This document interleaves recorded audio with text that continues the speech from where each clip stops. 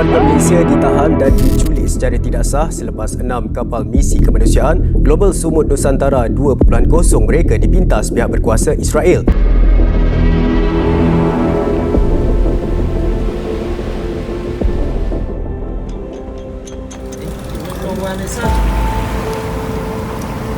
Misi kali itu saya rasa satu kejayaan yang paling besar adalah kita berjaya untuk break the silence. Tapi satu lagi tujuan kita yang agak besar juga, yang kedua terbesar adalah untuk kita break the siege.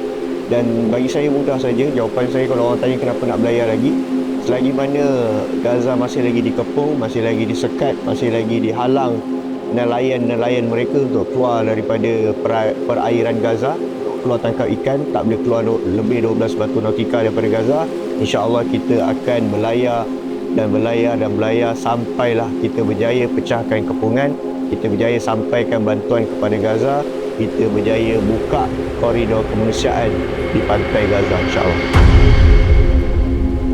Sebenarnya untuk tahun lepas saya melalui titik terendah dalam hidup saya, titik depression, anxiety, kemudian panic attack, banyak perkara yang saya dulu masa itu hilang. Kemudian dapat panggilan Sumut hujung bulan 8 untuk kali pertama yang Tuhan membuatkan kita kembali hidup.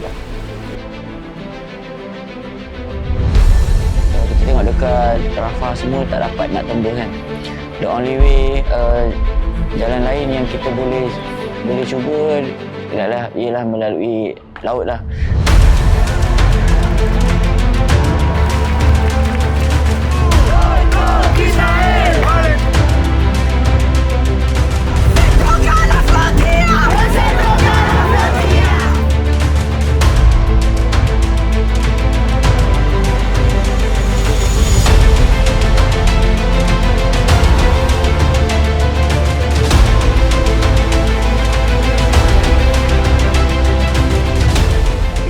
Perairan yang luar biasa, satu dunia kita bergabung bersama-sama untuk memecahkan kepungan supaya bantuan kita, usaha kita semuanya akan sampai ke Gaza, insya-Allah. Seandainya dengan doa rakyat Malaysia semua, satu dunia sampai ke Gaza, alhamdulillah. Saya rasa misi kita ni berjaya lah.